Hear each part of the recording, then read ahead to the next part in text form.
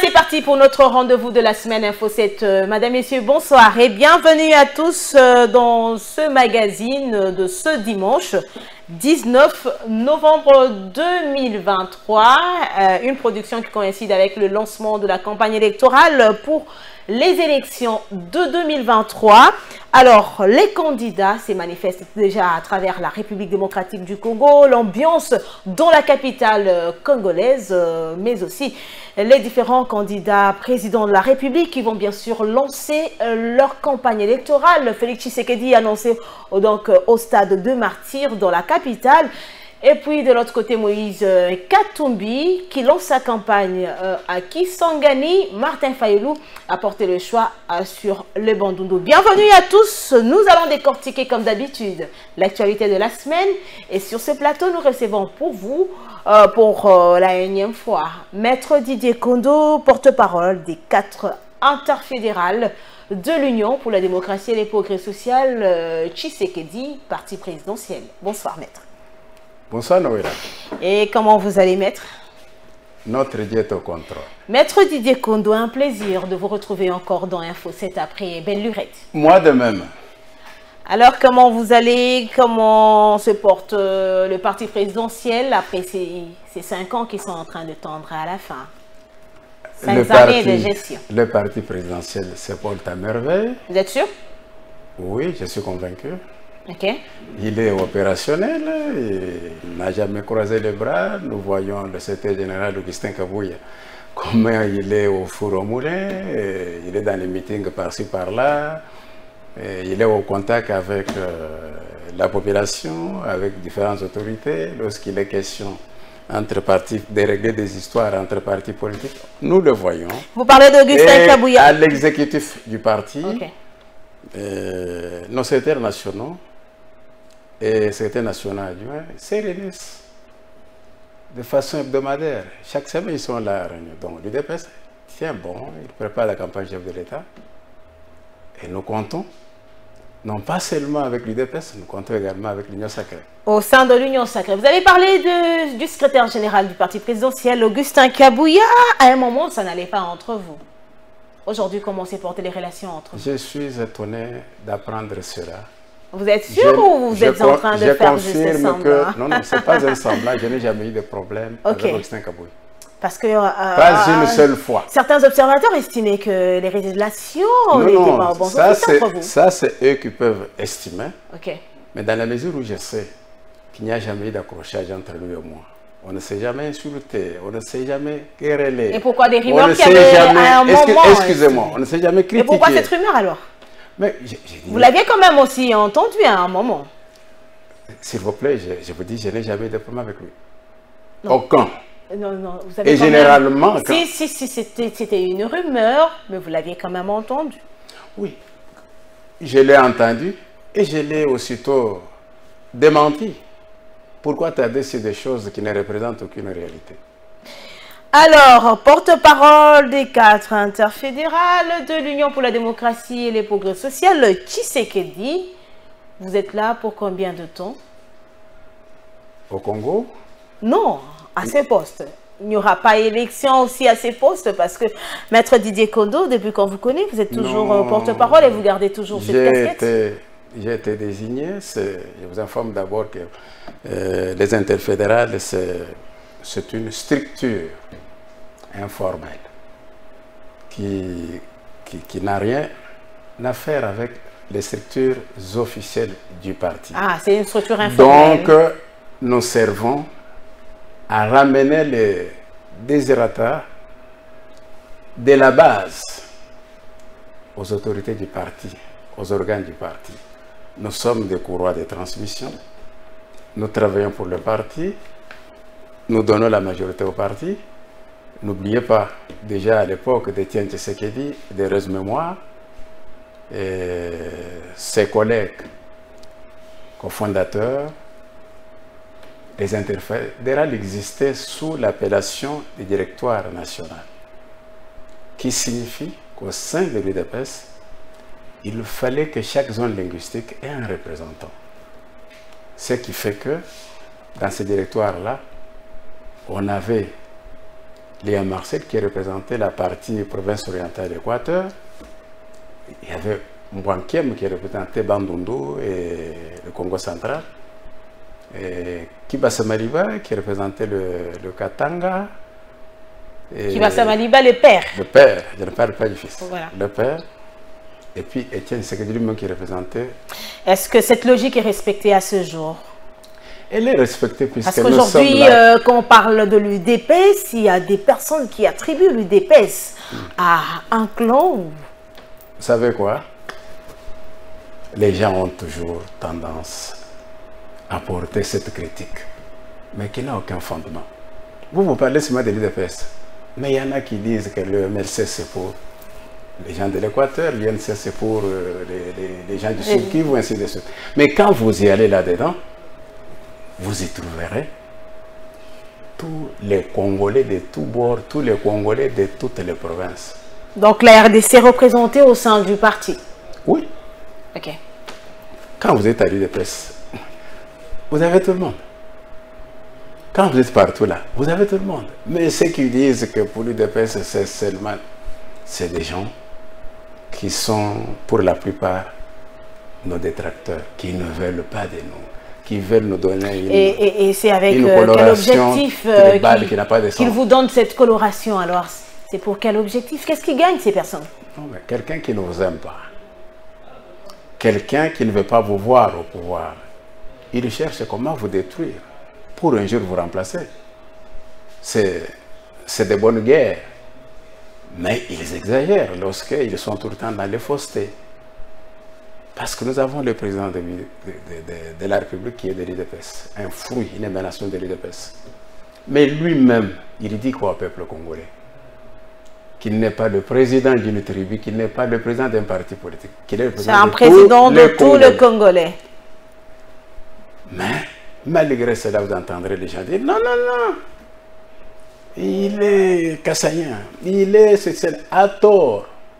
Puisque l'homme que nous avons au pouvoir comme chef de l'État n'a pas cette coloration politique. Lui voit le Congolais et le Congo, il voit le Congo, il voit le Congolais. Mais est-ce que nous devons toujours, ou le Congolais, les observateurs doivent remettre sur la table cette question? Vous savez, je venais de vous dire que certains, si pas la plupart, de nos politiciens sont ceux qui voient du noir là où tout le monde voit du blanc. Les politiciens seulement.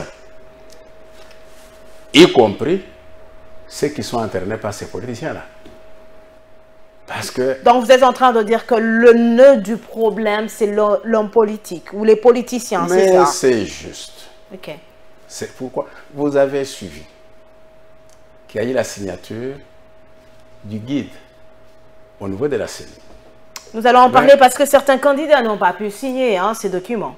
Nous allons en parler. Ils sont au nombre de combien qui n'ont pas signé? Nous allons en parler. Alors, madame, messieurs, nous allons prendre ce premier dossier de notre rendez-vous de la semaine et on se retrouve juste après pour un débat.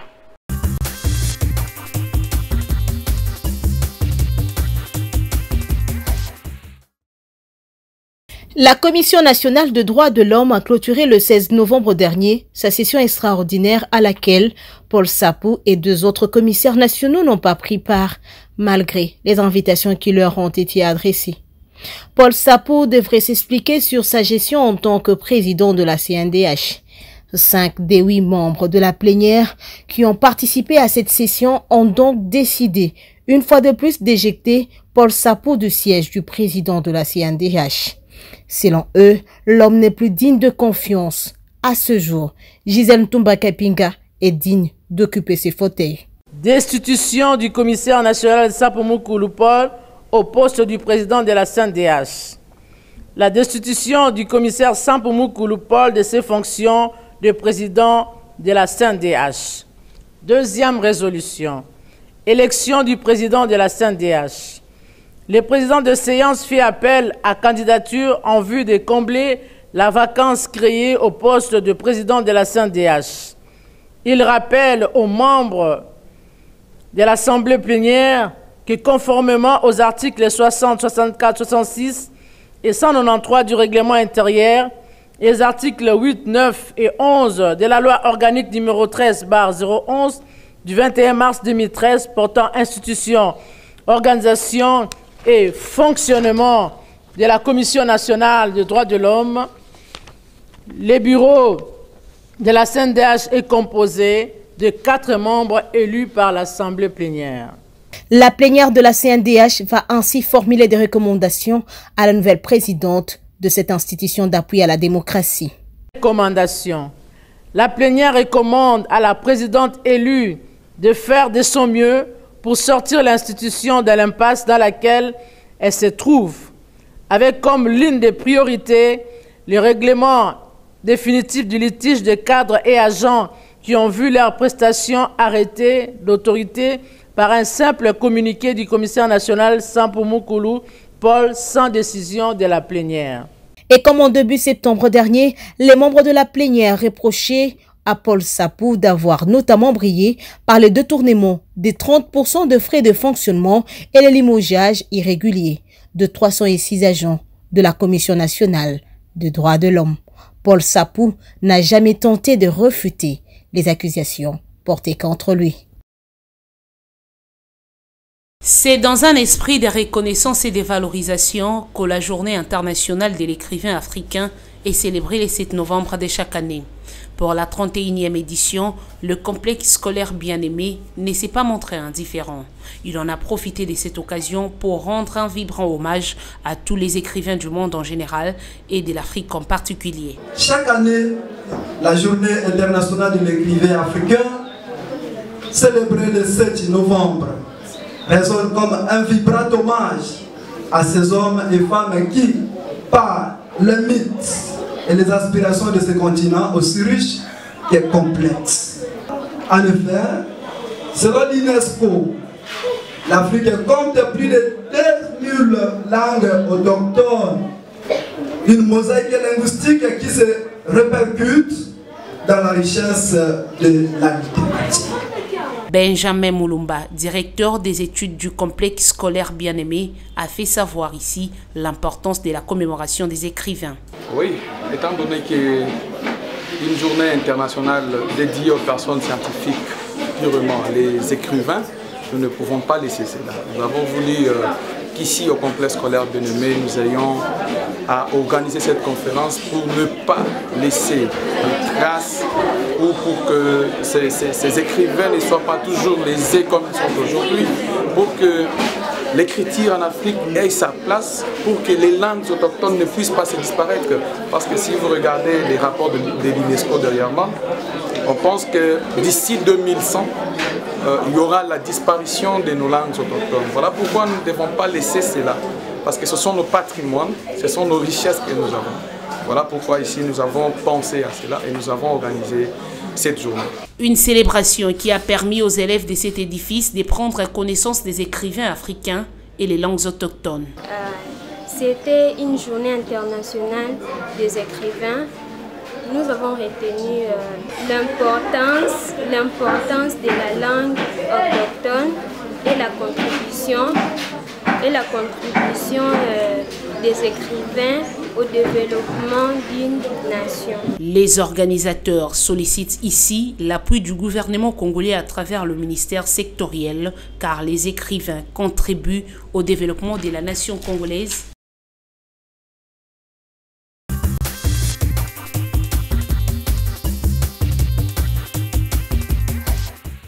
Maître Didier Kondo, c'est pratiquement fini pour le quinquennat de Félix-Antoine Tshisekedi. Quel est le bilan de la gestion de Félix Tshisekedi à la tête de la République démocratique du Congo? Noëlla Félix-Antoine Tshisekedi Tshilombo, notre président de la République, notre chef de l'État, a le meilleur bilan qu'aucun président dans ce pays avant lui n'a eu à réaliser. Le meilleur bilan. Veuillez m'excuser. Non pas seulement en RDC, même dans toute l'Afrique. Le meilleur bilan. J'ai dit pourquoi j'ai dit le meilleur bilan? n'oublions pas que Félix Antoine Tshisekedi Tshilombo n'a réellement travaillé que pendant 2 ans et demi. Ça n'engage pas le peuple congolais. Veillez, on a donné à Félix Tshisekedi un mandat de 5 ans. Je ne rejette pas. Oui. J'accepte. Oui. Mais j'ai dit pourquoi. Si vous avez fait des alliances, des coalitions, excusez-moi. Ça n'engage que vous. Ça n'engage que Félix Tshisekedi. Mais malgré. Voilà. Parlez-nous de 5 ans. Parce qu'aujourd'hui, on parle de 5 ans de la gestion. Je ne rejette pas ce que vous dites. Je parle en termes de 5 ans. Mais en réalité, il a travaillé pendant 2 ans et demi. Et ce qu'il a réalisé, beaucoup d'autres avant lui ne l'ont pas fait en 59 ans. Qu'est-ce qu'il a fait? Vous vous demandez ce que Félix Antoine Tshisekedi Tshilombo a fait. Au numéro 1, lorsqu'il prend le pouvoir, il dit qu'il n'y aura plus question d'exilés politiques dans notre pays. Nous voyons parmi les candidats à la présidentielle des exilés politiques d'hier qui ont cessé de l'être grâce à la volonté de Félix Antoine Tshisekedi Tshilombo de les voir retourner au pays et de mettre fin. Ils sont retournés, d'autres sont partis. Excusez-moi, qui sont partis? Corneille Nangaa, aujourd'hui, il y a 2 voix qui parlent de Corneille Nangaa comme un exilé politique. Je peux. Allez-y. Corneille Nangaa, qui se met à combattre le régime de Félix Antoine Tshisekedi Tshilombo, de lui-même.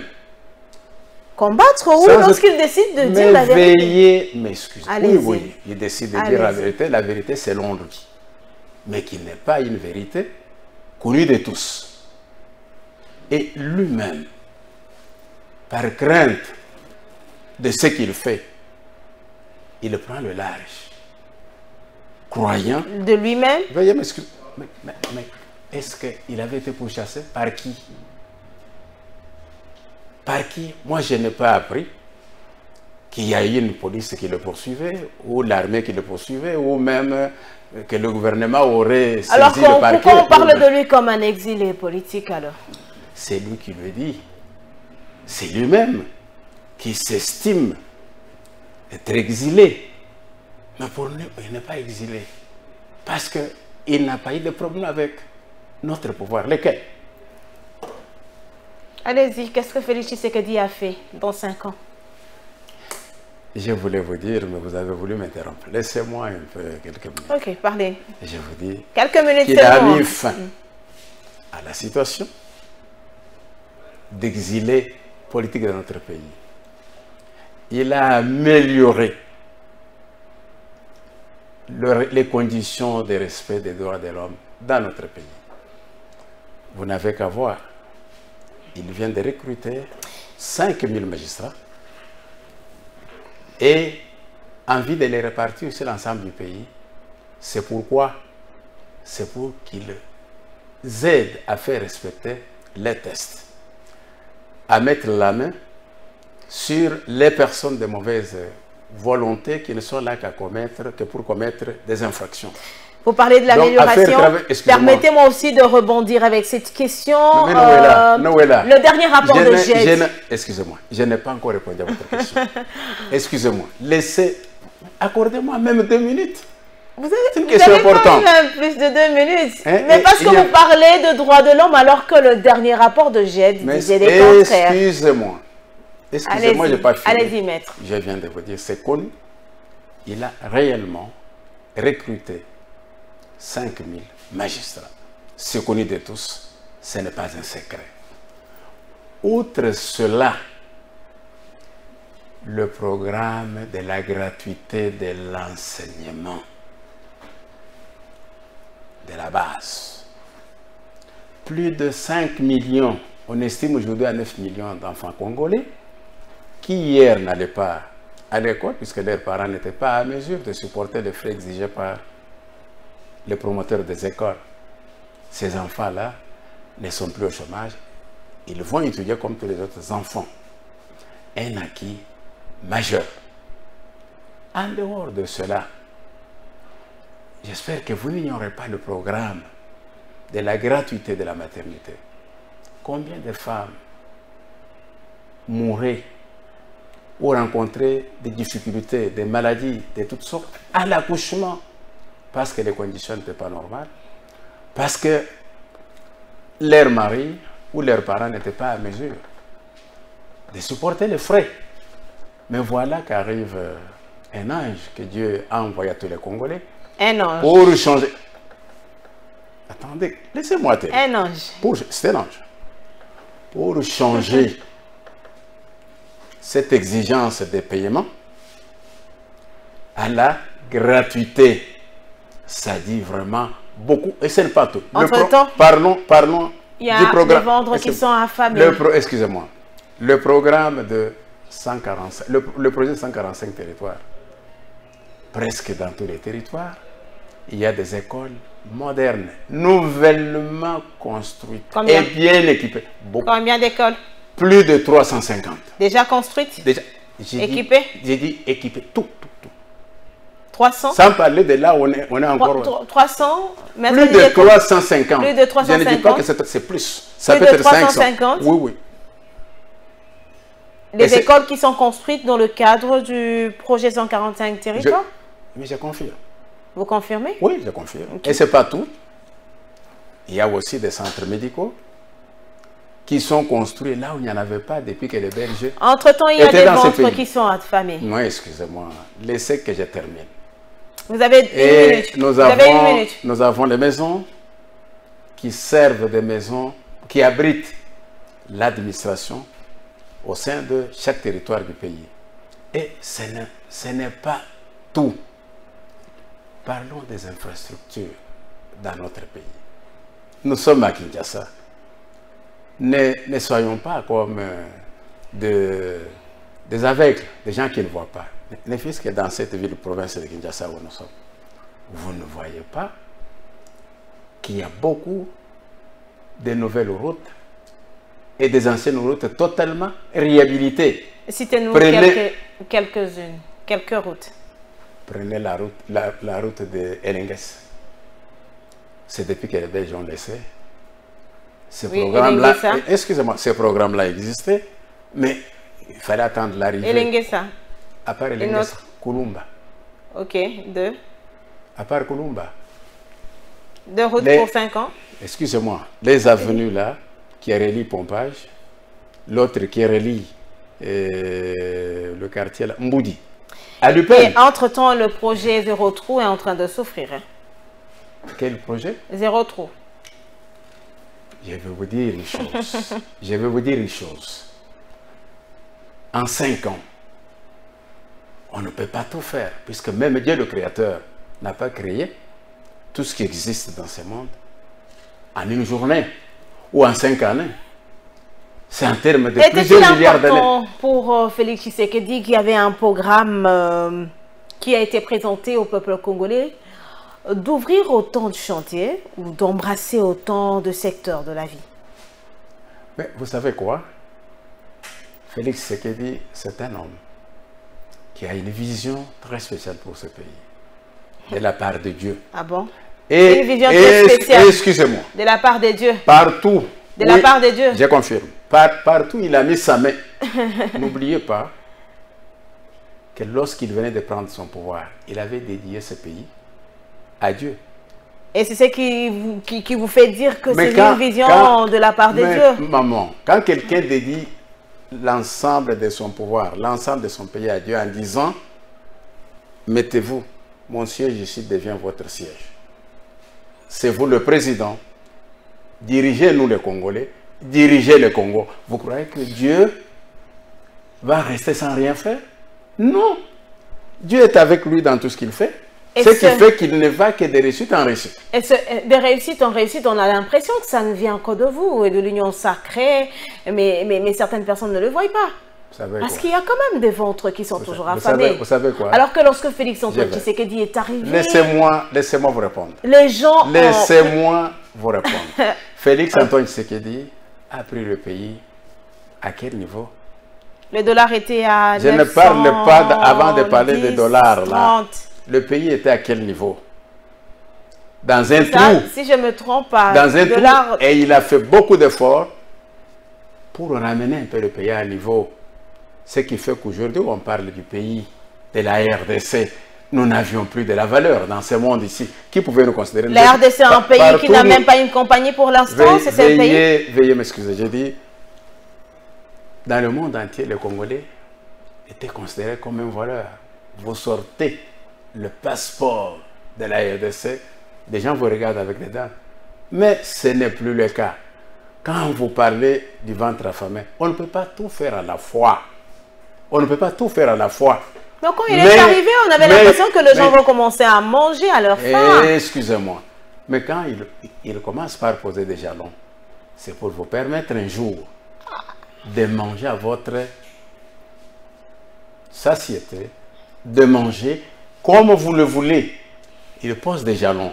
Il vous construit des infrastructures. N'oubliez pas que les produits vivriers pourrissent dans nos brousses, dans nos forêts. Excusez-moi, par manque de routes. Mais aujourd'hui, qu'il est en train de travailler les routes des desserts agricoles, les routes, les différentes nationales, en train de les travailler. C'est bien de le travailler. Le transport de tout ça. C'est bien de le travailler, mais Félix Tshisekedi, quand il est arrivé, il a quand même trouvé une compagnie aérienne. Et là, il finit son mandat et les pays n'ont même pas de compagnie. Vous savez quoi? C'est même une insulte que cela vienne de vous comme journaliste. Mais la compagnie, aujourd'hui, voyager à l'intérieur du pays, c'est compliqué, non? Excusez-moi. Voyager seulement à l'intérieur de la RDC. La société dont vous parlez est une société mixte, de droit mixte, qui n'a pas que le gouvernement congolais comme actionnaire. Non, c'est mais pas... veuillez m'excuser. Ce n'est pas à vous. Non, ce n'est pas à vous de vous trouver des excuses comme ça. C'est pas à vous de vous trouver des excuses. C'est pas un problème d'excuses. Oui. Non. Oui, c'est connu que c'est une société mixte de la RDC devait assumer. Excusez-moi. Dites-moi que cette société... Où sont les avions promis? Dites-moi d'abord que cette société-là n'a que le gouvernement congolais comme actionnaire. Les sociétés sont régies par des règles. Excusez-moi, les sociétés sont régies par les règles des droits. Oui, mais est-ce que vous devez en être fier d'être actionnaire? Veuillez m'en excuser. Veuillez m'en excuser. Peu avant qu'on ne prenne le pouvoir, nous avons vu un des candidats, Matata Pogno, engager plusieurs millions de dollars, soi-disant qu'il est allé nous acheter des avions pour cette compagnie-là. Vous aussi, vous avez dit que vous allez acheter des avions. Quand Félix est arrivé, vous avez promis d'acheter des avions. Vous savez quoi? Félix n'a pas promis d'acheter des avions d'occasion. Et quand il faut acheter des avions neufs, ce n'est pas du jour au lendemain qu'on a ça. Ça demande de la technique. Ça, ce sont des excuses. Il faut le montage. Non, je parle de la population, c'est vrai. Je parle de la vérité. N'oubliez pas que c'est lui qui a parce qu'on ne nous avait pas dit que c'était jusqu'à la fin. On a dit des avions vont arriver pour le peuple congolais. Ça n'honore pas. Voyager à l'intérieur du pays devient un casse-tête. Madame, c'est lui qui a détruit cette compagnie-là. C'est bien Joseph Kabila. Non, Kabila est déjà parti. Vous avez la gestion. Oui, il est déjà... quand ça marche que vous applaudissez. Excusez-moi. Kabila est parti. Excusez-moi. 5 ans, c'est toujours Kabila qui vous gêne. Nous sommes les héritiers. Nous n'avons fait qu'hériter de cette situation-là. Vous n'allez pas dire que c'est nous qui sommes à la base. Vous allez vous assumer. Il faut vous assumer. Mais je vous confirme. Il faut vous assumer. Sous très peu. Quand ça ne marche pas, ne trouvez pas d'excuses auprès de l'ancien régime. C'est pourquoi. Non. C'est pourquoi le président de la République. Avant, c'était le FCC qui bloque. Et aujourd'hui, qui vous bloque encore. Et aujourd'hui. C'est toujours le FCC qui bloque. Tout ce que nous faisons ici, qu'il a fait avant nous. Oui, répondez-moi. Le chemin de la gratuité de l'enseignement de base a été taillé par le FCC, non? Taillé par? Avec le régime de Joseph Kabila. Taillé par? Par le régime de Joseph Kabila Kabange. C'est-à-dire quoi? C'est-à-dire quoi? C'est une disposition prévue dans la Constitution. Mais veuillez m'excuser, madame. Ne me coupe pas tout le temps la parole. En tout cas, mes questions vous mettent mal à l'aise. Madame, jamais. Il n'y a aucune question difficile que vous posez. Ok, mais répondez. Mais laissez-moi vous répondre. Répondez. Vous ne voulez pas. Vous avez une minute. On dirait que vous avez une intention autre. Oui, parce que je prends la parole pour vous répondre. Vous changez. Non, parlez. Mais vous dites une minute. On doit prendre notre dossier. Quand j'essaye de vous répondre, vous ravissez la parole.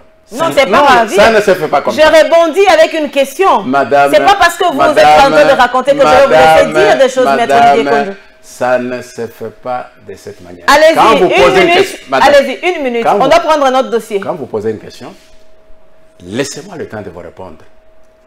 Mais j'ai l'impression que nous sommes en train de nous discuter ce que nous devons nous dire. On ne se discute pas. C'est pas parce que vous êtes en train de parler que c'est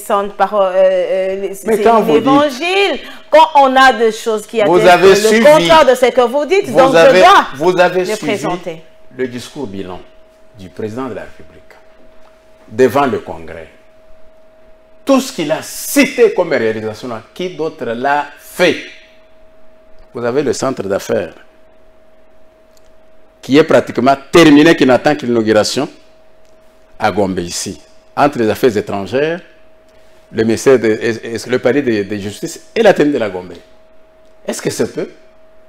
Quand vous avez le centre là de musée, avec autant d'immeubles qui sont dans cette histoire-là, en face du palais du peuple, qui d'autre a fait ça?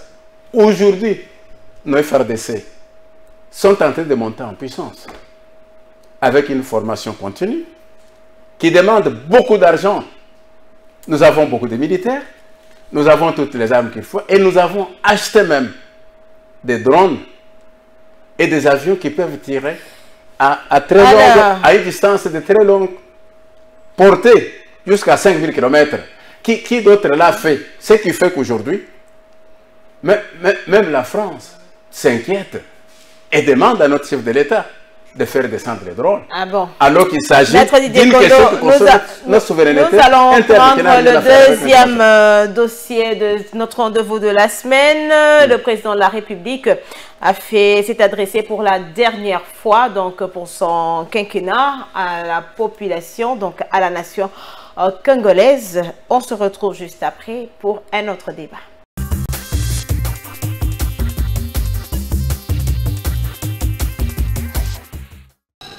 C'est la justice qui élève la nation, dit-on. Fort de ce postulat, mon mandat, mon engagement d'améliorer le fonctionnement de l'appareil judiciaire et de veiller à la bonne administration de la justice dans notre pays a été confronté à 3 défis majeurs. Le premier défi était celui des moyens humains insuffisants pour assurer une couverture judiciaire satisfaisante du territoire national au regard des effectifs disponibles. Le second défi était celui lié à l'extrême insuffisance de moyens financiers disponibles au vu de la modicité du budget alloué à l'administration de la justice. Le troisième défi était celui relatif aux moyens matériels quasi inexistants, faute d'infrastructures appropriées pour permettre d'une part à nos magistrats de dire le droit dans les bonnes conditions et d'autre part aux condamnés de purger les peines leur infligées dans un cadre pénitentiaire propice et respectueux des droits humains. À ces 3 défis majeurs précités s'ajoute la crise morale qui n'a pas épargné ce corps voulu élitiste. Face à ces défis, des actions appropriées s'imposaient. Parmi ces actions, il y a lieu de compter en regard des défis susmentionnés le recrutement sur concours de 5000 nouveaux magistrats civils et militaires dont le premier groupe nommé et formé sera déployé dans quelques jours. L'amélioration des conditions de vie et de travail des magistrats. Le renforcement de la discipline des magistrats par l'opérationnalisation des chambres provinciales et nationales de discipline. Et enfin, les réformes structurelles pour lutter contre l'impunité. L'objectif ultime poursuivi est l'amélioration de la qualité de l'administration de la justice comme service public, ainsi que la restauration de la confiance entre le justicier et le justiciable. Car il ne suffit pas que le droit soit dit, faut-il encore que nous parvenions tous au constat suivant lequel le droit, alors le bon, a été dit. Avec le recrutement réalisé, auquel s'ajoute la réhabilitation des magistrats maladroitement révoqués ou démis de leurs fonctions dans l'inobservance de leurs droits, le service public de la justice, dont l'offre était depuis plusieurs décennies en deçà de la moyenne universellement admise, c'est-à-dire celle voulant qu'il y ait un magistrat pour 33 000 personnes, s'est vu sensiblement amélioré. Dans le même ordre d'idées, j'ai signé le 15 août dernier une trentaine d'ordonnances d'organisation judiciaire afin d'insuffler une nouvelle énergie dans la gouvernance de la justice, suivant mon... Les gouverneurs de toutes les provinces de l'RDC sont venus participer à cette 10e conférence organisée à Kinshasa, précisément à la Cité de l'Union africaine, placée sous les thèmes « L'état des lieux des fonctionnements des gouverneurs de province ». Dans son speech, le chef de l'État Félix-Antoine Tshisekedi est revenu sur le bien fondé de ces assises, ce avant d'inviter le participant à l'amélioration de la gouvernance, finalité assurer les développements de la population. C'est pour cette raison que le thème de cette 10e session est « État des lieux du fonctionnement de la conférence des gouverneurs de province » et il se révèle pertinent. Il nous invite à dresser un bilan exhaustif portant sur la capacité de ce forum constitutionnel et de collaboration à remplir la mission lui confiée par le Constituant dans un environnement en constante évolution. Le gouverneur de la ville-province de Kinshasa, Jean-Tini Ngobila, a salué la tenue de cette conférence dans sa juridiction.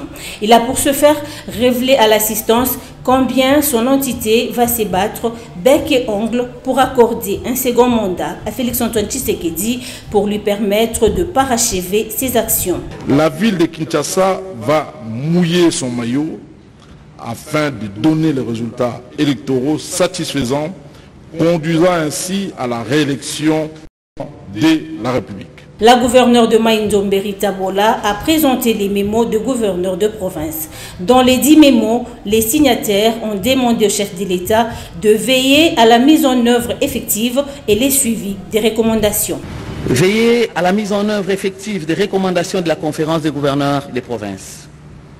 Comme on peut le constater, la prise en compte de ces nouvelles perspectives exige naturellement la révision de l'article 200 de la Constitution instituant la conférence des gouverneurs, ce qui permettra aux provinces de participer efficacement aux échanges et d'intérioriser les différents contours des rapports entre l'État central, les provinces et les entités territoriales décentralisées, les ETD.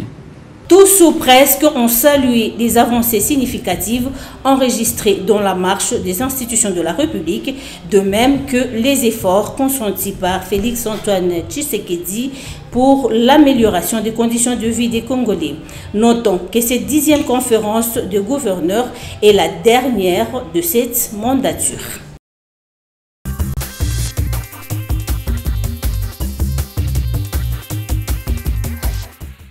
Maître Didier Kondo, Félix-Antoine Tshisekedi avait promis notamment de lutter contre le détournement des deniers publics, la corruption, donc instaurer une justice équitable pendant son quinquennat, mais aussi rétablir la paix dans la partie est de la République. Et il avait même dit qu'il va considérer que son mandat, le quinquennat, est un succès si la paix est vraiment restaurée dans la partie est du pays. Peut-on parler aujourd'hui d'un bilan positif où Félix a largement réussi son quinquennat? Madame. Peut-on le dire aujourd'hui? Madame, je voudrais que vous me laissiez vous répondre. Parce que nous n'avons pas à nous disputer la parole. Vous avez posé la question, je ne suis pas intervenu. Et quand vous terminez et que vous me donnez la parole, laissez-moi vous répondre. On a dit qu'on ne vient pas. Allez-y. Vous savez, tout le monde sait que plus d'une fois, le président de la République, son Excellence Félix-Antoine Tshisekedi, s'est plaint de la manière dont notre justice fonctionne. C'est ainsi que, pour pallier à cette situation-là, pour corriger cette situation-là, il a procédé au recrutement de plusieurs jeunes magistrats. Et il signale qu'il ne va pas se limiter à cela, qu'il va leur accorder aussi des infrastructures qui pourront leur permettre de travailler dans les conditions viables, des conditions qui permettent de bien réfléchir, de bien travailler, de bien dire la justice. Et nous avons vu, les magistrats ont été recrutés, ils ont passé les tests, ils ont été nommés, ils venaient de suivre la formation, au moment où nous parlons, ils sont en train d'être affectés. C'est un aspect positif puisque plusieurs coins dans notre pays manquaient de magistrats. Un mandat réussi. Veuillez m'excuser. Quant à la situation sécuritaire à l'est du pays, quand Félix Antoine Tshisekedi prend le pouvoir, il y avait plus ou moins 12 millions de Congolais tués à l'époque de ses prédécesseurs. Plus ou moins 12 millions de Congolais. Mais depuis qu'il a pris le pouvoir, je ne dis pas qu'il n'y a pas eu de morts. Pouvons-nous dire qu'il y a eu 100 000 morts? Qu'il y a eu 200 000 morts? Nous disons non. Il y a amélioration avec l'état de siège. L'état de siège qui permet de découvrir le rôle des infiltrés et qui sont ces infiltrés-là et comment mettre fin à cela. Le chef de l'État a réellement réorganisé nos FARDC en les dotant en même temps des moyens matériels qui leur permettent d'être à la hauteur. Et aujourd'hui, nous apprenons aussi pour la première fois que les FARDC, l'armée congolaise, est à mesure de détruire des milliers d'agresseurs, des milliers d'RDF au même moment, parce que nous avons des éléments aguerris, des éléments bien formés, nous avons des armes appropriées. Lutte contre la corruption en RDC. Je venais de vous dire que nous avons Jules Alinguette qui travaille comme il le faut. Nous avons la Cour des comptes qui travaille comme il le faut.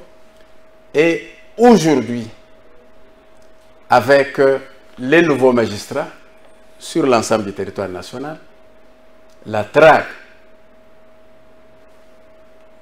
des fausseurs, la traque des corrupteurs va avoir son effectivité au grand jour. Les gens vont réaliser, vont se rendre compte que dans la plupart des cas, les gens commencent à se gêner ou à avoir peur de poser des actes d'indignité parce qu'il y a la prison qui les attend. Parce qu'ils peuvent perdre leur crédibilité, puisqu'ils peuvent perdre leur travail.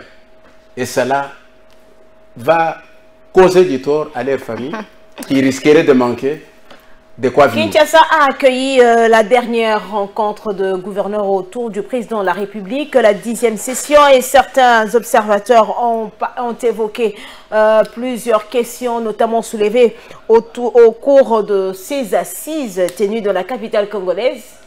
Des gouverneurs qui sont impayés, des administrateurs impayés, des maires, de bourgmestres qui ont plusieurs mois d'arriérés. Alors, ces gens qui sont en train de vivre aussi à leur manière, et certaines personnes estiment que c'est parce qu'ils sont plus dans le détournement. Maître Didier Kondo, qu'est-ce que vous allez répondre à ces personnes? Vous savez, c'est un raisonnement biaisé, j'ai dit bien erroné. Quand vous allez à l'université de Kinshasa, c'est plus modernisé aujourd'hui que certaines universités étrangères. C'est le cas de l'UPEN, c'est le cas de l'IBTP et de beaucoup d'autres, et j'en passe. Ils le font avec l'argent. Ils le font avec l'argent. Mais ces impayements qui sont décriés, Maître Didier. Votre question que vous posez, vous la destinez à une personne non concernée pour vous répondre. Nous avons Son Excellence, le ministre des Finances. Nous avons Son Excellence, le ministre du Budget. C'est eux qui peuvent répondre à ces questions, qui savent avec précision que s'il y a arriéré, les arriérés, de combien de mois?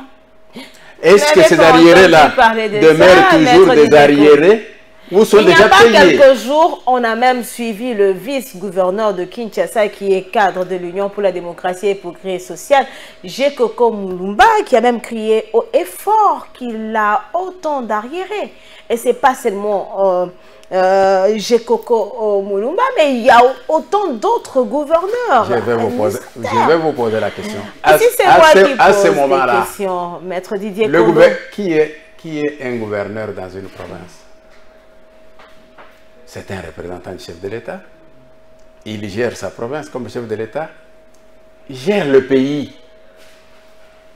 S'il y a un problème de détournement au sein des provinces, dans ces provinces-là, les cours et tribunaux existent. Il faut les saisir pour poursuivre les gens, pour savoir qui a fait quoi, qui a pris quoi, pourquoi il y a tel déficit dans tel dépense. Face à cette situation, il y a des personnes qui crient vraiment à l'incompétence ou l'incapacité du régime Félix-Antoine Tshisekedi à mieux organiser et gérer le pays. Vous savez, Noël, c'est même une insulte. Pourquoi une insulte? L'incapacité du régime Tshisekedi de bien gérer. Qui de Tshisekedi et de ses prédécesseurs a géré ce pays? Nous avons vu Joseph Kabila parler de ce chantier. Montrez-moi là où il y a eu la matérialisation, ne fût-ce que d'un seul chantier.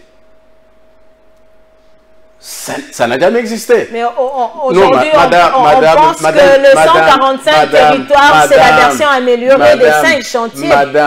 Madame, veuillez m'excuser. Ce n'est pas un projet qui vient de Joseph Kabila.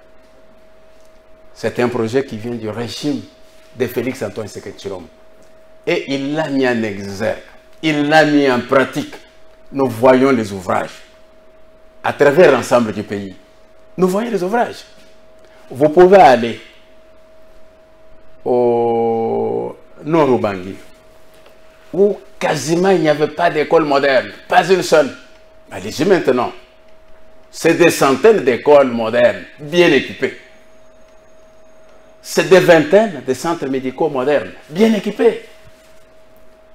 Vous y êtes. Donc, vous avez vu? Au lieu de féliciter, mais nous avons vu les images. Donc nous avons suivi les témoins. Excusez-moi, je n'y étais pas. Ah, ok, vous avez vu les images. Nos frères et sœurs de l'Équateur, du lieu où on a construit tout ça, ont témoigné à la télévision. Et nous avons tous suivi. Nous avons tous suivi. Même ce matin, je suivais honorable Jean Mboussa. Jean-Lucien Mboussa. Qui parlait des réalisations faites dans ces coins-là par le président de la République et qui demandait à toute la population de tous ces coins-là d'être reconnaissante, de donner un nouveau mandat au président de la République. Donc, ce qui est très grave, j'ai l'impression que vous voudrez jeter des éloges, faire des éloges aux personnes, aux régimes qui n'ont rien fait, qui est à la base de la destruction. Je vous pose cette question qui vient d'un internaute qui a suivi certainement Félix-Antoine Tshisekedi en tant que président de la République, demander au gouverneur donc débat de campagne pour lui. Alors l'internaute se demande avec quels moyens est-ce le moyen qui viendront du trésor public qui vont utiliser pour la campagne du Félix Tshisekedi? Veuillez m'excuser. C'est une question qui vient d'un internaute. Non, mais je réponds. Quand on est candidat, on n'utilise pas les moyens de l'État pour battre campagne. On utilise ses moyens personnels. Dites-moi, Félix-Antoine Tshisekedi vient de totaliser 5 ans à la tête de tout ce pays. N'a-t-il pas effectué plusieurs missions? Oui, n'avait-il pas...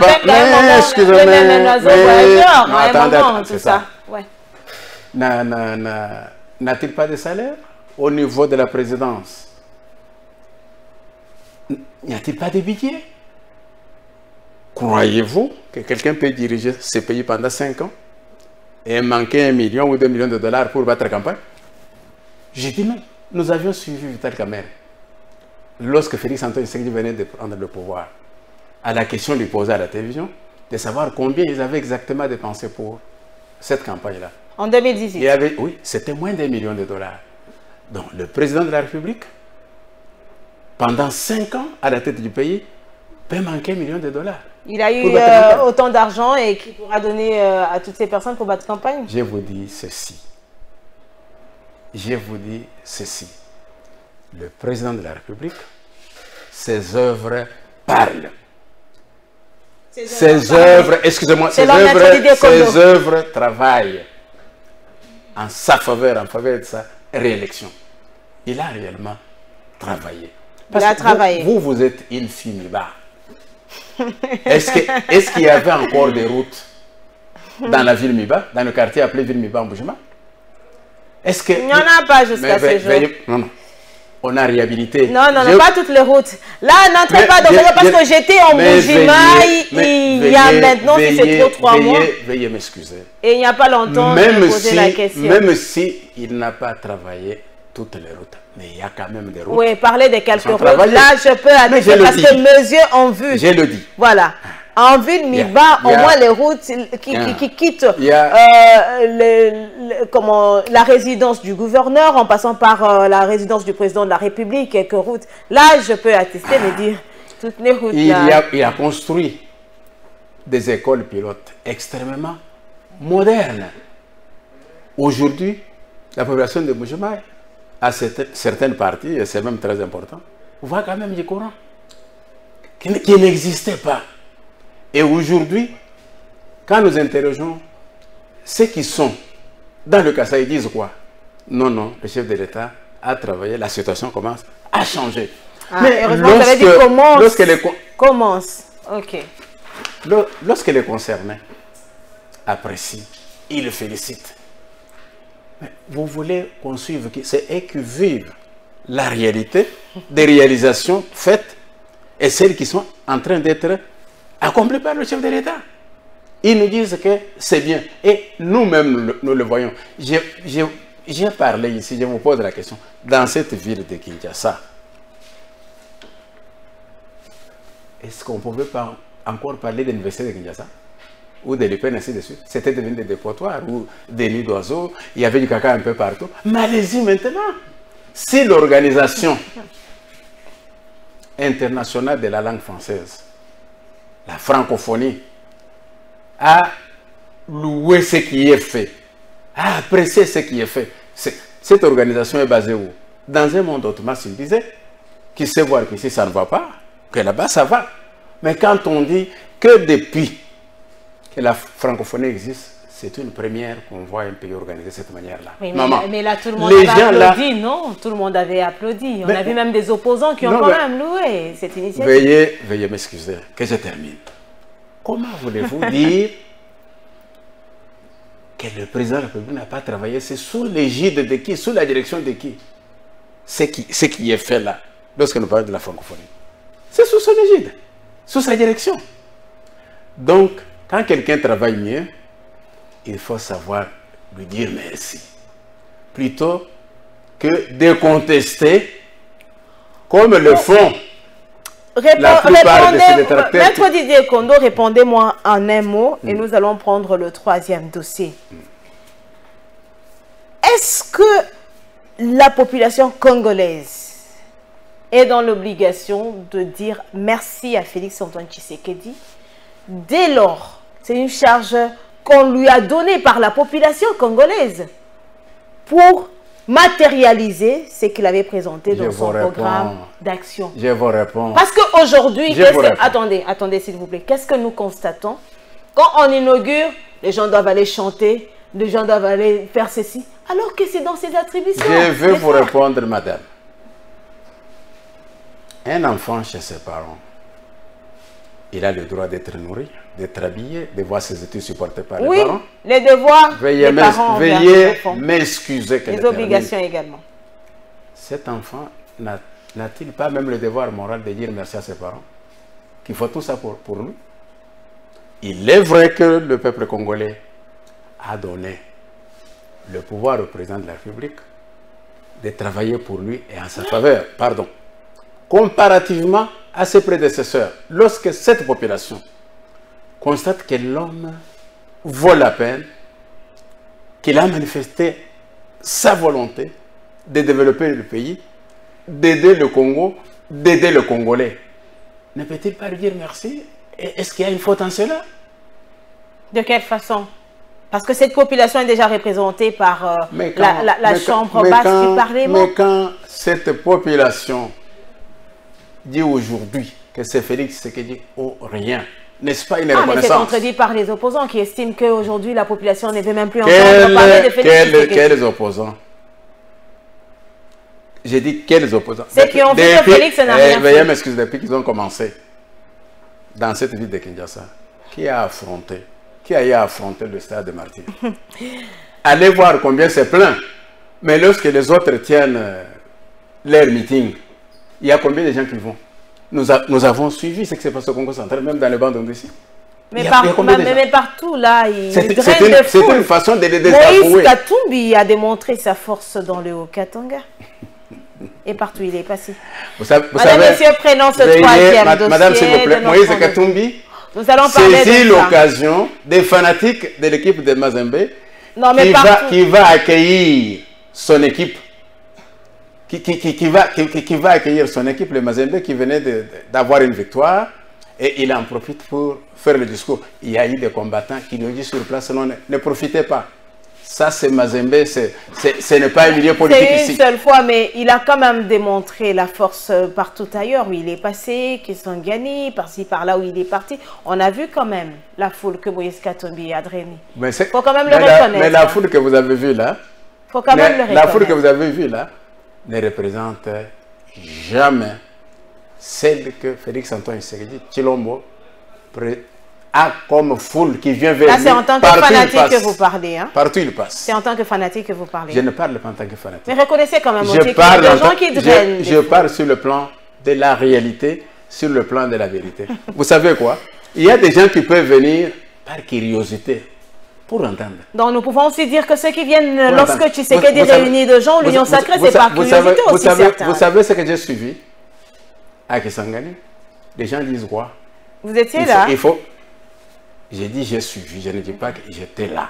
Oui, vous avez suivi à travers... Ceux qui sont là nous disent que le peuple demande qu'on lui parle dans les langues nationales du pays, qu'on n'aille pas pour lui parler en français. Mais Moïse Katumbi parle aussi de langue nationale. Madame, messieurs, prenons cet autre dossier de notre rendez-vous de la semaine. La Commission électorale nationale indépendante a respecté bien sûr ce calendrier électoral qui a été donc publié il y a des mois déjà passés. Alors, c'est déjà la campagne électorale en République démocratique du Congo pour le rendez-vous du 20 décembre prochain.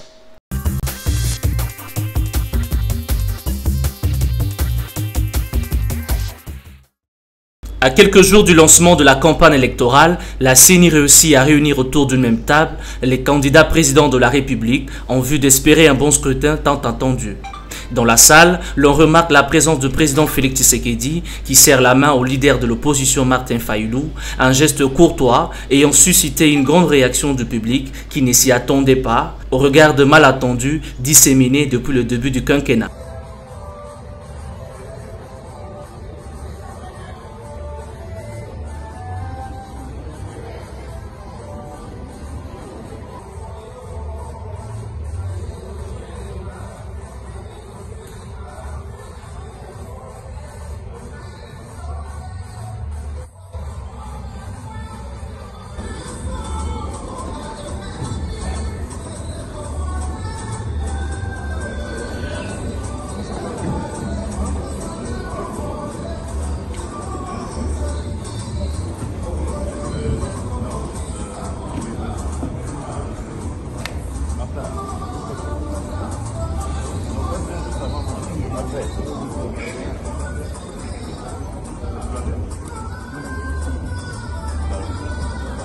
Dans une ambiance prévisiblement bon enfant, la réunion a été présidée par Denis Kadima. Cette rencontre entre les candidats présidents de la République et la centrale électorale constitue un cadre de concertation en vue des élections transparentes, inclusives et apaisées qui se pointent déjà à l'horizon.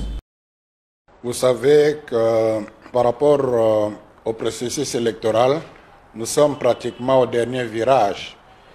Je compare le stade actuel du processus à un avion qui s'apprête à atterrir.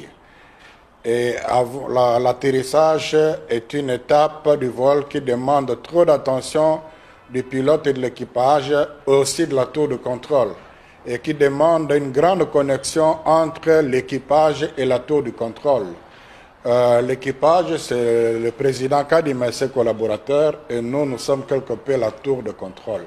Donc dans cette dynamique-là, pour accompagner la CENI pour un bon atterrissage, que nous sommes venus échanger avec lui.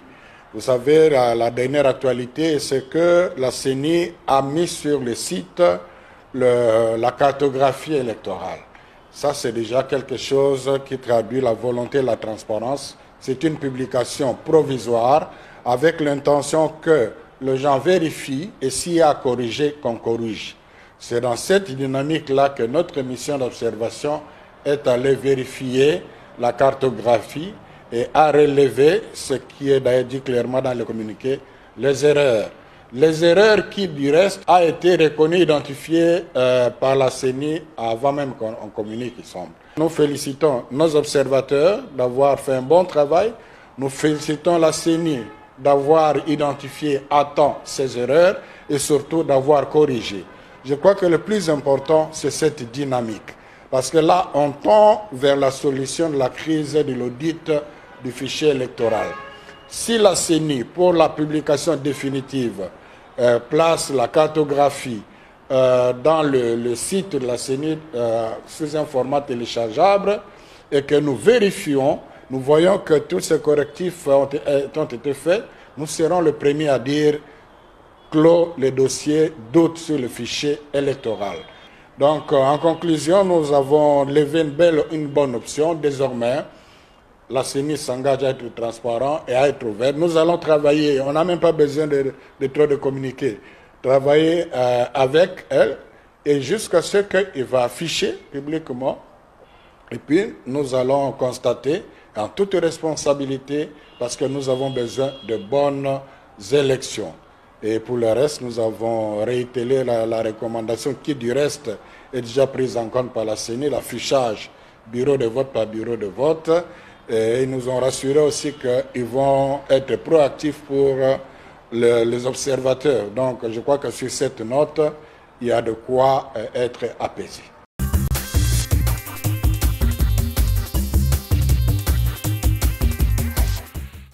Alors, c'est déjà parti pour la campagne électorale en République démocratique du Congo. Maître Didier Kondo, vous avez certainement suivi les différents programmes d'action des candidats présidents aux élections de 2023, particulièrement l'élection, bien sûr, présidentielle. Ce n'est pas une tâche facile pour Félix-Antoine Tshisekedi.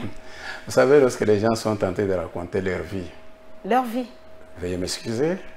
Ça ne me dit absolument rien. Lorsque les gens sont en train de raconter des utopies ou d'imaginer des choses qui ne peuvent pas être réalisées par eux, c'est une perte du temps, c'est du passe-temps. Lorsque Moïse Katumbi parle d'un budget de 141 millions de transformation majeure avec Moïse. 141 milliards de dollars à la première année de sa mandature. Il va les tirer. Pour une transformation majeure. Vous savez quoi? De la RDC. Il est en train de s'insulter lui-même. Moïse Katumbi était gouverneur du Katanga. Il avait tout un budget pour cela. Mais vous savez ce qui en est résulté? Il a détruit la GECAMIN au profit de sa propre société de commercialisation, de vente, d'exploitation des minéraux. Mais Maître Didier, il est applaudi dans le Haut-Katanga. On applaudit Moïse Katumbi. Veuillez m'excuser. Il a détruit la SNCC au profit d'une autre société de ces camions pour le transport de ces minéraux. Donc, tuer la vie de toute une population au profit de sa vie à lui seul, un individu. Donc, c'est cet homme-là qui promet aujourd'hui, mots et merveilles, à la population du Congo, si, avec la seule province du Katanga, il n'est pas à mesure. Ça, c'est vous qui le dites. Non, mais nous mais sur place, il est applaudi, non? Excusez-moi, nous l'avons vécu. Il était gouverneur. Quel est le souvenir phare? Les infrastructures et tant d'autres actions qu'il a les infrastructures viennent de qui? De Félix Antoine Tshisekedi Tshilombo. Vous aviez suivi le gouverneur actuel du Haut-Katanga. Donc vous voulez dire que Moïse Katumbi, quand il était gouverneur, il n'a rien fait. Pourquoi l'avenue qu'on appelait chaussée de Kassenga a été débaptisée Félix Antoine Tshisekedi Tshilombo? Il a dit... Non.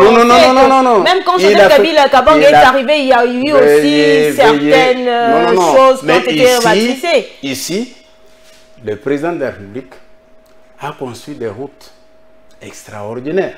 Extraordinaires. De Lubumbashi jusqu'à dépasser Kasumbalès. Des routes extraordinaires qui viennent du Congo, qui relient la Zambie, dans le Katanga. Félix Tshisekedi, lors d'une interview, a accordé la semaine aux confrères de RFI et France 24. Il a essayé un peu de tacler Moïse Katumbi, même si hier ils étaient un peu collés serrés, hein, entre frères, ils s'appelaient comme ça. Et aujourd'hui, ils se ressemblent comme ça sur le plan politique. Mais est-ce que construire un aéroport international relève donc de la compétence du gouverneur? Parce que ça en fait un peu débat lorsqu'il a parlé de la construction de l'aéroport. C'est que vous appelez de l'aéroport. Quel est l'organisme qui s'en occupe? L'organisme congolais, l'entreprise congolaise qui s'occupe des aéroports. Nous avons la RVA. La RVA est-elle une société d'État ou pas? Mais c'est une société d'État. Parce qu'il s'agit d'une société d'État, peut-elle réaliser un ouvrage de ce genre sans les efforts du chef de l'État, sans la participation manifeste du chef de l'État? Mais pourquoi les autres l'ont promis et ne l'ont pas fait? Kabila nous a donné des maquettes. Il a pris même plus de 500 millions dans une banque chinoise pour nous construire un aéroport international. Jusqu'à son départ, ça s'est limité au niveau de la maquette. Mais Félix, excusez-moi, mais Félix s'est dit, et nous vivons ça, le port de bananes. Félix est venu, il a déposé une autre pierre. Veuillez m'excuser. Oui, Kabila avait déposé la pierre, comme vous le dites. Mais après le dépôt de la pierre par Kabila, qu'est-ce qui en était suivi? Rien. Mais Félix aussi était passé là-bas. Mais il y a des travaux. La première phase est déjà terminée. Ils sont au niveau de la deuxième phase. Mais je vous dis, posez la question. Posez la question aux gens qui viennent de Mwanda, du Congo central. Moi-même, j'y étais. Oui. J'étais à Mwanda. Quand j'étais là, il n'y avait pas encore de travaux qui ont commencé, mais je sais pas. Quand Pas longtemps du tout. Mais quand j'y étais, il n'y avait pas encore de travaux qui ont commencé. On s'est même dit, mais le président a posé la première, une pierre aussi pour que les travaux débutent. Peut-être après moi. Si vous affirmez que ça a commencé, ok. De quels travaux vous parlez? Si vous affirmez que les travaux pour la construction je vous dis que la première phase est terminée. Ok. On a l'étape de la deuxième phase. Alors, Maître Didier Kondo, vous avez suivi la rencontre entre la CENI et les candidats présidents. Il y a certains qui n'ont pas signé le code de bonne conduite, si je ne me trompe pas. Il y a des codes, le guide. Voilà. Il y a certains qui n'ont pas signé. Est-ce que c'est parti pour la contestation des résultats des élections? Vous savez quoi? Nous nous disons, ou nous affirmons, que nous sommes dans un pays démocratique. Et dans un pays démocratique, toutes les règles se définissent avant. C'est dans ce cadre-là, étant face aux élections qui sont très proches, il fallait que les candidats aient discuté de ces guides-là. Ces guides. Et le signe, ceux qui ne l'ont pas fait, ceux qui ont un agenda caché, lequel eux-mêmes le savent. À un moment, personne ne croyait au processus électoral. Oui, mais vous savez quoi? Ils exigeaient de Félix Tshisekedi un dialogue, la tenue des élections dans le délai constitutionnel. Quand il trouve que l'homme est serein là-dessus, non, il faut aller au dialogue. Mais on va aller au dialogue pourquoi? Il n'y a pas une question politique qui impose le dialogue. Mais aujourd'hui, on vous accuse déjà d'avoir organisé une fraude électorale pour donner un autre mandat à Félix Tshisekedi. Vous savez, en droit, nous avons appris ceci. Celui qui allègue le fait doit en donner la preuve. Mais quand vous alléguez que la CENI a organisé la fraude sans en apporter la preuve, c'est une bêtise. Lorsque la CENI a avalisé toutes les candidatures et que la Cour suprême a les confirmer, il y a eu des félicitations de ces deux institutions-là.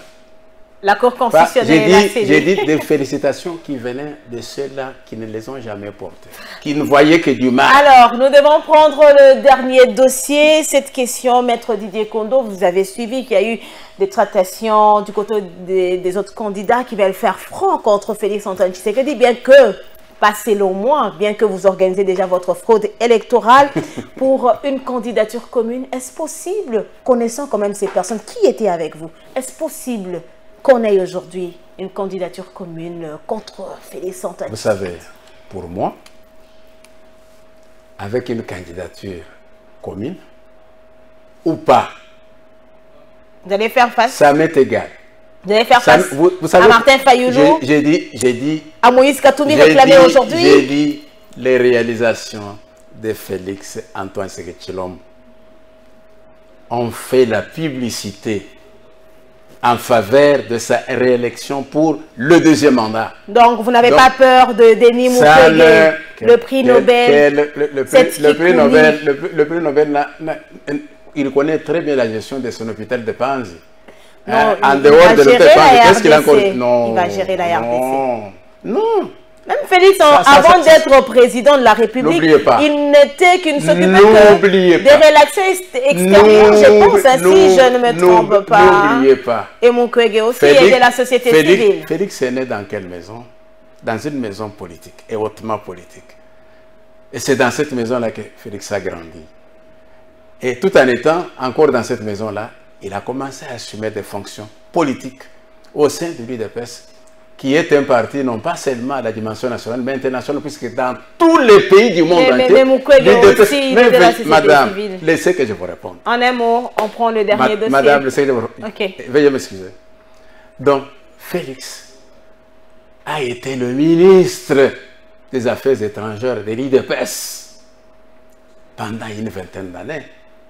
Tout ce que nous appelons les grands du monde, Félix les a rencontrés, il les a salués dans le cadre de sa fonction. Vous n'avez pas à le comparer à Mukwege. Vous ne pouvez pas. Félix a fait la politique depuis le bas âge. Des grands, non? Il a aussi rencontré des grands. Mais dans son domaine de la santé ou de la médecine. Mais ce n'est pas dans le domaine politique. Là, il est le fait à l'improviste. Non. Depuis qu'il est déclaré candidat, le choix de la société civile. Il a été, la preuve en est qu'il était sur Top Congo hier ou avant-hier. Même les radios de la communauté internationale, les radios françaises, notamment, aucune de ces radios n'a fait allusion à l'intervention de Mukwege sur Top Congo. Merci bien, Maître Didier Kondo. Autant vous dire qu'il n'était pas à la hauteur. Messieurs, situation sécuritaire en République démocratique du Congo, alors que la campagne électorale a déjà commencé. Eh bien, c'est notre débat pour ce dernier dossier de notre rendez-vous de la semaine.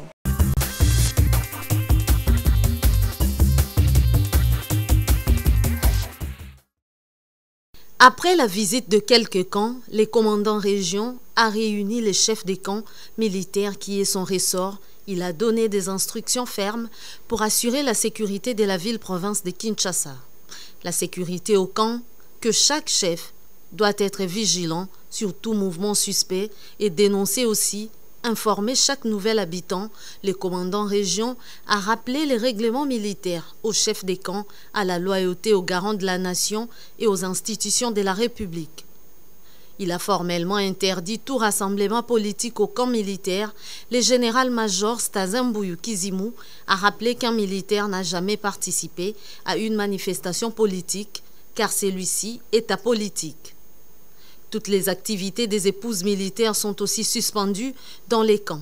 Le commandant région a rappelé que les camps n'est pas un endroit des civils ni un lieu de passage des déviations lorsqu'il y a des embouteillages. Nous venons de tenir une réunion très importante avec tous les responsables de camp de la garnison de Kinshasa, justement pour donner des instructions claires, précises. En cette période préélectorale, les activités ont toujours tendance, n'est-ce pas, à vouloir gagner même le camp militaire. Il a fallu qu'on donne des instructions précises. D'abord sur la sécurité de camp dans l'ensemble, sur l'interdiction formelle des activités politiques dans le camp.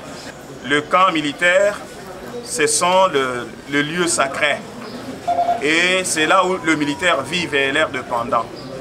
Et le patron de tout le militaire s'appelle commandant suprême. C'est le président de la République. Et donc nous ne pouvons pas accepter que dans le camp, que tout le monde puisse passer et faire ses aventures. Surtout que les militaires sont apolitiques. Le général-major Stazambuyu Kizimu a demandé à tous les militaires de redoubler d'efforts pour sécuriser tous les camps. À partir de 23 h, la patrouille dans tous les camps sont aussi interdites, toute nuisance sonore, car le camp est un lieu de repos pour les militaires et sa famille, comme le veut le commandant suprême Félix-Antoine Tshisekedi Tshilombo et le chef d'état-major général. Il a aussi interdit la présence des motards au camp à partir de 23 h. Hier, vous avez suivi les discours du président de la République devant le Congrès, un exercice classique où il a eu l'occasion non pas seulement de parler des progrès que nous avons faits depuis qu'il est à la tête de la République démocratique du Congo, mais il est aussi revenu sur la situation de Malemba Nkulu que nous suivons étroitement et toutes les dénonciations qui ont été faites à la suite de ces actes de violence. Avant de commencer justement ces briefings, j'ai eu l'occasion de discuter avec mon collègue de l'Intérieur pour savoir quel est l'état de la question en ce moment. La situation est plutôt calme, 2 enquêtes ont été diligentées et on espère très rapidement mettre la main sur les responsables de ces différents cas de violences qui semblent, d'après en tout cas les informations du ministre de l'Intérieur, avoir des tentacules. Même à Kinshasa, nous aurons l'occasion de le démêler parce qu'il est hors des questions que les processus électoraux puissent être perturbés, que la sérénité qui sévit entre les populations congolaises puisse être perturbée aussi.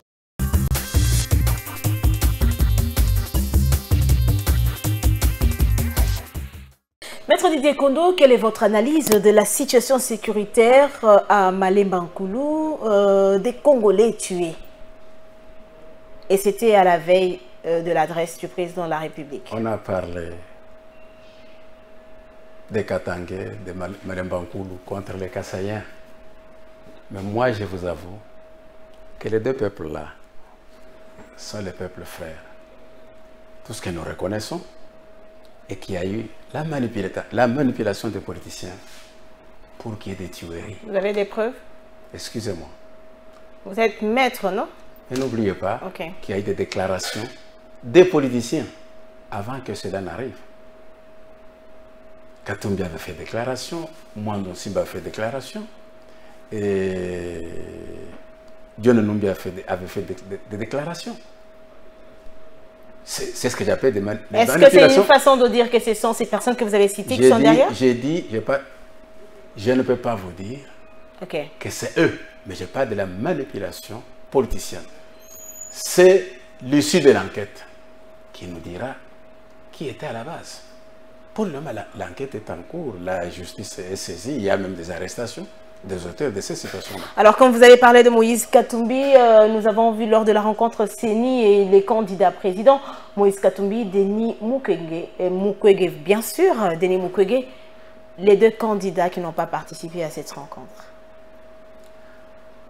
Je venais de vous dire ici que cette rencontre-là concernait la signature du guide que vous appelez le code de conduite de tous les candidats à la présidentielle. De quelle manière devront-ils se comporter durant le déroulement du processus jusqu'à la fin?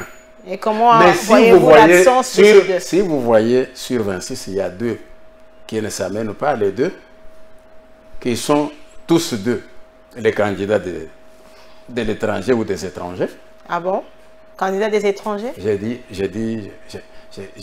ne mâche pas les mots, c'est des candidats des étrangers. C'est-à-dire quoi? Ils sont soutenus par les étrangers. Ce n'est pas un secret. Okay. Ils sont soutenus par les étrangers, ce n'est pas un secret. Si vous ne les voyez pas, c'est qu'ils ont un agenda caché. Alors, nous partons aux élections parce que la voie est bien déjà tracée pour le 20 décembre, les Congolais devant les urnes. Alors, la situation sécuritaire dans l'est du pays continue quand même à préoccuper certains Congolais.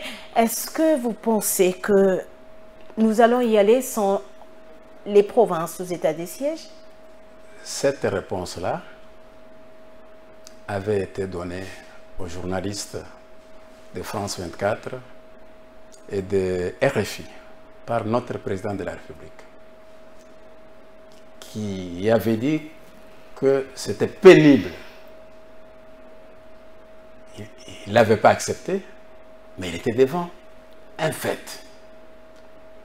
Que nous puissions aller aux élections, ça, nos frères-là, on ne parle pas... Des 2 provinces sous état de siège. Non, pas de 2, des provinces entières. Ah, il y a des coins. Territoires. Je vous donne un exemple. Okay. Même quand on parle de Massissi et de Rutshuru, on parle de 6 à 7 localités ou villages qui sont sous l'emprise ou sous le contrôle des RDF et M23. Mais sur combien? Il y a plus de 93 localités. Sur 93 localités, il n'y a que 6 qui nous contrôlent. Cela signifie que partout ailleurs, il y aura bel et bien élection. Il y aura élection. Oui, oui.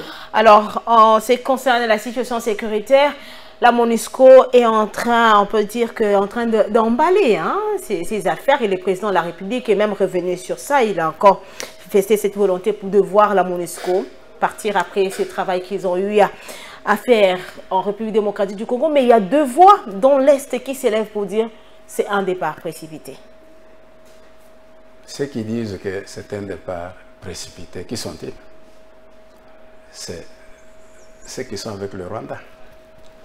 Ceux qui refusent de condamner le Rwanda comme étant à la base de la situation de l'insécurité à l'est de la République. Et qui, malheureusement, parmi eux, nous avons des candidats à la présidentielle qui ne voient pas le mal que le Rwanda cause au pays. Pour eux, comme ils avaient, ou ils ont, des comptoirs d'achat des minéraux, du sang, les minéraux en provenance de la RDC pillés par les Rwandais et les M23. Et que cela n'est garanti que par la présence de la MONUSCO qui couvre, qui permet que la guerre dure à jamais, puisque quand la guerre dure à jamais... Ça profite à qui? À la communauté internationale. Ça profite au Rwanda. Alors, je vous pose cette question d'un internaute. Face à la situation à Malembankoulou, que plusieurs personnes congolais ont décrié, mais on dénonce quand même les silences de certaines ONG de droits de l'homme, mais aussi du Front commun pour le Congo. Votre réaction face à ces silences? Ces silences-là signifient quoi? Lorsque leur visée échoue, leur visée c'est quoi? C'est d'arriver à l'embrasement de ces coins-là pour empêcher qu'il y ait la tenue d'élection à ce niveau-là. Lorsque l'État congolais, le gouvernement congolais arrive à maîtriser la situation, ça ne les arrange pas puisqu'ils ont échoué dans leur calcul. Donc, c'est des ONG, c'est des candidats, c'est des personnes qui sont en train d'œuvrer en faveur de la communauté internationale au profit de leurs poches personnelles, et c'est là au détriment de la population congolaise. Alors, la réaction de la CENI face au rapport de l'observatoire, des observateurs de l'ECC et puis de la SENCO, est-ce que c'est une preuve que c'est parti pour une contestation, je reviens encore, une contestation après les élections du 20 décembre? Vous savez quoi? Nous sommes quand même dans un pays des hommes, nous ne sommes pas dans une jungle. Nous ne sommes pas dans un endroit des animaux. Nous avons des tests. La CENI a-t-elle respecté les tests ou pas? Elle a respecté. N'avait-elle pas invité les observateurs, et même internationaux, à venir checker le fichier électoral? Ils étaient venus. Avaient-ils avalisé ou pas? Ils avaient avalisé. Même les Américains et les Occidentaux, qui ont été interrogés, Denis Kadima et son bureau, ont fini par accepter et demander qu'on tienne les élections. Mais c'est que l'Église catholico-protestante ou les deux à la fois font là, sort du cadre de leur mission. Non, parce que ça, la mission... à la recherche du bien-être du peuple congolais, non? Excusez-moi. C'est-à-dire quoi? Vous savez, lorsque le roi David avait tué un de ses militaires pour prendre sa femme, Dieu lui a envoyé un prophète pour lui faire voir qu'il avait mal agi. C'est ça sa mission, pour ramener l'autorité à la raison, à la meilleure compréhension, envie d'éviter de commettre d'autres péchés ou d'entraîner le pays vers le mal à l'avenir. Mais ici, c'est tout simplement la manifestation de la jalousie, de la haine et de la mauvaise foi. Et pour quel objectif? Parce qu'ils ont soutenu Félix Tshisekedi lors des élections, pour quel objectif? Élections de 2018, oui. La SENCO n'avait jamais soutenu Félix Antoine Tshisekedi. Il l'avait par contre combattu jusqu'à l'ONU. En 2018? Oui, jusqu'à l'ONU. La SENCO avait combattu? C'est eux qui avaient leur candidat, le président élu Martin Fayot. C'est celui-là qui était... Mais lorsque vous étiez dans l'opposition, ils étaient avec vous. Comment ils peuvent... Veuillez m'excuser. Vous savez quoi? Dalai Lama. Avant le rendez-vous de Genève. Je vous réponds. Dalai Lama n'est pas chrétien comme moi et toi. Mais il a un adage que j'aime beaucoup, sans être son fidèle, qui dit... Et lesquels? Quand vous voulez savoir si votre interlocuteur d'en face vous dit la vérité, n'écoutez pas ce qu'il vous dit, regardez ses actes. Vous affirmez que la SENCO et l'ECC étaient pendant la campagne avec avant Félix Antoine, excusez-moi, avec Félix Antoine Tshisekedi. Ok. Ils ont même marché avec vous dans les rues de Kinshasa comme à l'intérieur du pays. Ils l'ont toujours fait. À toutes les époques, ils l'ont fait en 2011 avec Etienne Tshisekedi, de mémoire, personnelle. La SENCO l'avait fait. La SENCO l'avait fait. Mais la SENCO n'avait pas reconnu qu'Etienne Tshisekedi était élu comme tout le monde l'avait remarqué. Parce qu'il avait drainé des masses, des millions et des millions de Congolais sur l'ensemble du pays. La MONUSCO avait préféré garder son silence. La SENCO. Donc, excusez-moi, c'est la MONUSCO de la SENCO. Aujourd'hui, la SENCO, nous connaissons tous son candidat. La SENCO est en permanence. La SENCO, d'abord, dont vous parlez, c'est qui? Ces deux personnes, c'est un Bongo et un Chole que nous voyons régulièrement, soit avec Olive, nous les voyons avec soit Olive Lembe, soit à Kachobo avec Katumbi. Mais ce n'est pas deux personnes, la SENCO. Non, je vous dis, oui, mais tous les autres, on ne les voit pas dans cette bêtise-là. Bêtise? De se prolonger, de se pérenniser dans le mal. Non, et mais pourquoi parler d'une bêtise? Non, ça c'est quand même fort. C'est une bêtise. Non, non. J'ai dit c'est une bêtise. Non, c'est quand même fort. Madame. C'est pas quand même une bêtise, mais parce qu'ils sont en train de faire pour l'intérêt du peuple congolais. Madame, vous savez quoi? En France, alors, un cardinal a été arrêté.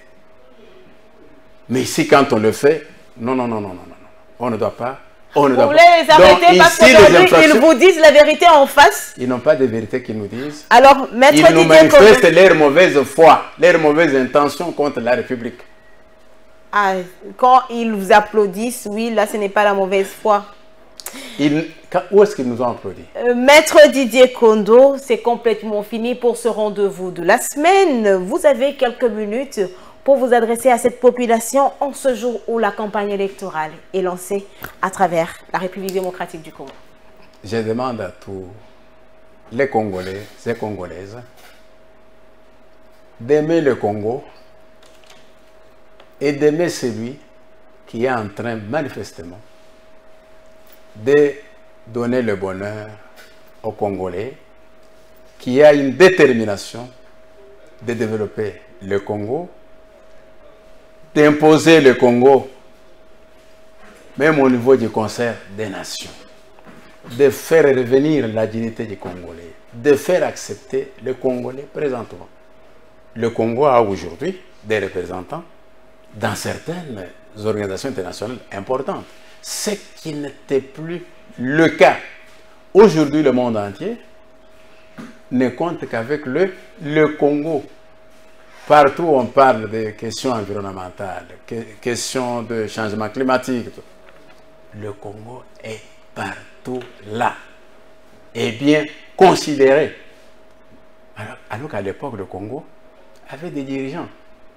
Je me rappelle la phrase de Son Excellence Ève Bazaïba. C'est complètement fini. Lorsqu'il revenait